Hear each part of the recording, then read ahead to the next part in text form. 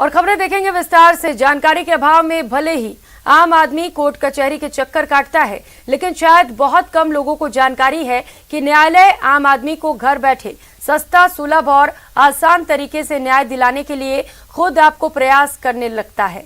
जी हां, लोगों को निष्पक्ष, पारदर्शी और त्वरित न्याय दिलाने के लिए राजस्थान राज्य विधिक सेवा प्राधिकरण द्वारा लगातार ऐसे प्रयास किए जा रहे हैं। राष्ट्रीय लोक अदालतों के जरिए घर बैठे ही न्याय दिलाने की कोशिश की जा रही है। विधिक सेवा प्राधिकरण की ओर से लोगों में विधिक जागरूकता लाने के लिए बाकायदा ग्रामीण इलाकों में वैन पर लाउड स्पीकर के जरिए इस बात की जानकारी दी जा रही है। आज सुबह विधिक सेवा प्राधिकरण की ओर से लीगल अवेयरनेस के लिए साइक्लोथॉन का आयोजन किया गया। इस साइक्लोथॉन में कई जजों के साथ वरिष्ठ न्यायिक अधिकारी, अधिवक्ता और न्यायिक कर्मचारी भी शामिल हुए। साइक्लोथॉन में शामिल न्यायिक अधिकारियों से बात की हमारे जयपुर संवाददाता राकेश शर्मा ने। राजस्थान राज्य सेवा प्राधिकरण द्वारा लीगल अवेयरनेस वीक मनाया जा रहा है और इसका समापन समारोह आज है। इस अवसर पर आज साइक्लोथॉन आयोजित की जा रही है। यहाँ पर बड़े जो न्यायिक अधिकारी हैं वो इस साइक्लोथॉन में यहाँ पर शिरकत कर रहे हैं। अल्बर्ट हॉल पर बड़ी संख्या में न्यायिक अधिकारी, कर्मचारी जुटे हैं। हम जानना चाहेंगे कि किस तरीके से जो लीगल अवेयरनेस वीक है वो सेलिब्रेट किया गया है। जज ज्ञान प्रकाश गुप्ता जी हमारे साथ में है। जी हाँ, नमस्कार। देखिए, हम बताना चाहते हैं सबको कि लीगल सर्विसेज की क्या इंपॉर्टेंस है और लोगों में कैसे जागरूकता बढ़ानी चाहिए। सिर्फ इस जागरूकता बढ़ाने के उद्देश्य मात्र से आज इस साइक्लोथॉन का आयोजन किया जा रहा है। एक जो आम लोगों में भावना है कि सिर्फ न्यायाधीश के लिए ये आवश्यक है कि वो न्याय करते हैं सिर्फ कोर्ट में डैश बैठ के, ऐसा नहीं है। हम बहुत अलग अलग उद्देश्यों से आम जनता तक पहुँचते हैं। हम हमारी बातें पहुँचाने की हम कोशिश करते हैं कि लोग कानूनी रूप से जागरूक हों। तो हम विधिक साक्षरता शिविर समय समय पर आयोजित कराते हैं। हम राष्ट्रीय लोक अदालतें आयोजित करते हैं ताकि लोगों में वो पुरानी पंचायत व्यवस्था लागू हो सके। इसी तरह से हम लोगों को, गरीबी के लोगों को या और किसी भी कारण से जो न्याय से वंचित है उनको न्याय उपलब्ध कराते हैं। वंचित लोगों को न्याय मिल सके ये प्रयास है। अब तक जो लोक अदालत आयोजित की गई है, किस तरह के परिणाम सामने आए हैं, लोगों का जुड़ाव किस तरीके से बढ़ रहा है? नमस्कार। लोक अदालत के माध्यम से प्रकरणों का निस्तारण लगातार बढ़ोतरी की ओर है और जिसमें हमारा राजस्थान है वो पिछले कई वर्षों से हमारे राजस्थान की मुख्य भूमिका रही है और हमारे यहाँ से पूरे राज्य से बहुत अच्छे मुकदमों का निस्तारण राजीनामा के जरिए हो रहा है, जिसके लिए हमारे को नालसा द्वारा सम्मानित भी किया जा चुका है। इस वीक में सर्वप्रथम तो मैराथन आयोजित की गई थी और आज ये साइकिल रैली आयोजित की गई है और लीगल अवेयरनेस के लिए एक अच्छा प्रयास है और लीगल एड के संबंध में सभी में लोगों में जागरूकता हो इसके लिए, और ऐसे प्रयास आगे होने चाहिए जिससे लोगों में जागरूकता पैदा हो।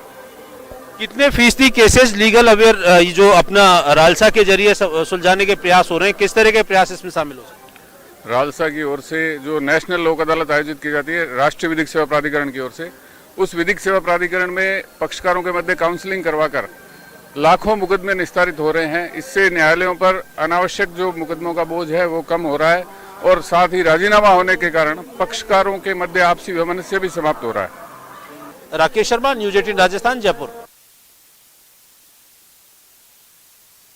18 राजस्थान की मुहिम की सीट बेल्ट लगाइए, सुरक्षित घर आइए की, और इस कड़ी में बात नागौर की। आइए आपको दिखाते हैं नागौर में हाल क्या है और कैसे वहां के लोग हमारी इस मुहिम से जुड़ रहे हैं।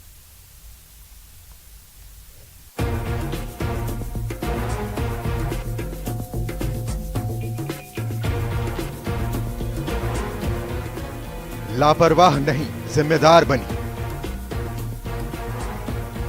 न्यूज 18 की मुहिम से जुड़िए।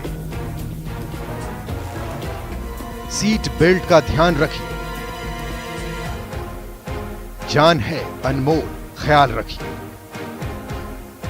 सीट बेल्ट लगाइए, सुरक्षित घर आइए।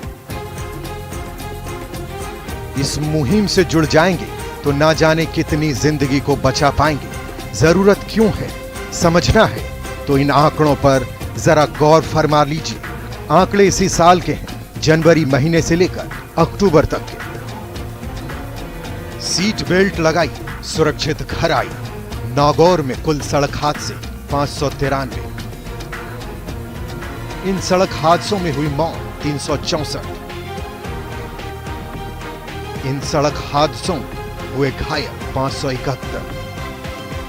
नियमों की पालना नहीं करना कितना भारी पड़ता है, इसका अंदाजा नागौर में पुलिस विभाग के आंकड़े से लगाया जा सकता है। नागौर जिले में जनवरी से लेकर अक्टूबर तक करीब 600 सड़क हादसे हुए हैं। इन 600 सड़क हादसों में 364 लोगों की मौत हुई है, वहीं 571 लोग घायल हुए हैं। ऐसा नहीं कि पुलिस ट्रैफिक रूल्स को लेकर सख्ती नहीं बरत रही, सख्ती भी बरत रही है और जागरूकता अभियान भी चला रही है। बिना सीट बेल्ट 2708 के चालान, बिना हेलमेट 4288 के चालान, शराब पीकर वाहन चलाने पर 596 रुपए का चालान, वाहन चलाते मोबाइल पर बात करने पर 138 रुपए का चालान, लाइसेंस निरस्त के भेजे गए प्रस्ताव 218। नागौर पुलिस लगातार इस संबंध में प्रयासरत है और विशेष तौर पे मैं इनसे आग्रह करना चाहूँगा कि सीट बेल्ट और बिना हेलमेट, सीट बेल्ट लगा के रखे और बिना हेलमेट कभी भी यात्रा नहीं करे, दोपहिया वाहन है उस पर, क्योंकि मानव जीवन सबसे महत्वपूर्ण है और उसका बिल्कुल ध्यान। हम लगातार प्रयास करते रहते हैं, यातायात नियमों की समझाइश भी करते हैं, लोगों का आवश्यकता पड़ने पर चालान भी करते हैं, लेकिन ये जो क्षेत्र है वो ऐसा है कि जब तक स्वयं वाहन चालक और सवारियां पर्याप्त रूप से सावधानी नहीं बरतेंगे और यातायात नियमों का पालन नहीं करेंगे, सड़क सुरक्षा का ध्यान नहीं रखेंगे, तब तक जो है मानव जीवन की हानि को टाला नहीं जा सकता। अब आम लोग भी न्यूज 18 की मुहिम से जुड़ रहे हैं, अपील कर रहे हैं सीट बेल्ट पहनने की। यातायात नियमों का पालन करना हम सभी का कर्तव्य है। मैं आप सभी से, आमजन से अपील करता हूं कि सभी गाड़ी चलाते वक्त सीट बेल्ट लगाएं और दोपहिया वाहन चलाते वक्त हेलमेट पहनें। ये पुलिस के डर से नहीं, हम सब अपनी जिम्मेदारी समझें और हम सब की ये जिम्मेदारी है कि हम हेलमेट पहनें ताकि हम सब खुद सुरक्षित रह सकें, प्रकार के हादसे का शिकार ना हो और यातायात के नियमों की अक्सर पालना की जाए। इसको लेकर बाल कल्याण समिति भी समय समय पर इस प्रकार की समीक्षा बैठक करती है और जन जागरूकता के कार्यक्रमों में अग्रणी रहती है। पुलिस अपना काम कर रही है, आप भी अपनी जिम्मेदारी को समझिए, सीट बेल्ट लगाइए और सुरक्षित घर आइए। नागौर से न्यूज 18 राजस्थान के लिए महेंद्र बिश्नोई की रिपोर्ट। और खबर झुंझुनू से है, जहां एक दामाद ने अपनी ही सास पर गोली दाग दी। दरअसल मलसीसर जीत की ढाणी में पत्नी से कहा सुनी होने पर पति पत्नी पर फायर कर रहा था। उसी दौरान उसकी सास बीच में आ गई तो उसने सास पर फायरिंग कर दी। छर्रा लगने से सास घायल हुई है। सुबिता देवी इसका नाम बताया जा रहा है, जिसे बीडीके अस्पताल में भर्ती कराया गया है, जहां पर उपचार जारी है। सूचना मिलने पर पुलिस भी मौके पर पहुंची है और आरोपी अनुल कुमार को दबोच लिया है।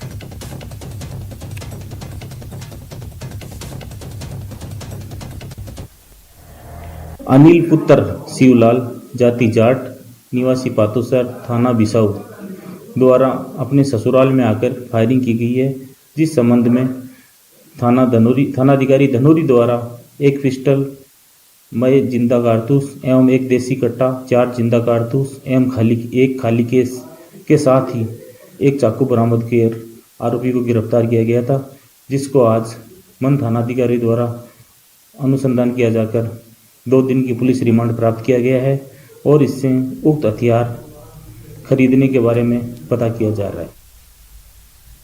और अब बात सादुलपुर की, जहां पुलिस ने महिला की कुंड में डालकर हत्या करने के आरोप में मामला दर्ज कर लिया है। दरअसल महिला के परिजनों ने आरोप लगाया है कि उसकी हत्या दहेज को लेकर की गई है। आरोप ये भी है कि महिला के अंतिम संस्कार की तैयारी भी कर ली गई थी बिन उन्हें बताए। उस समय महिला के परिजनों ने ही पुलिस को सूचना देकर अंतिम संस्कार को रुकवाया। फिर पुलिस ने शव को कब्जे में लेकर पोस्टमार्टम के लिए भेज दिया है। फिलहाल पुलिस पूरे मामले पर जांच में जुटी है।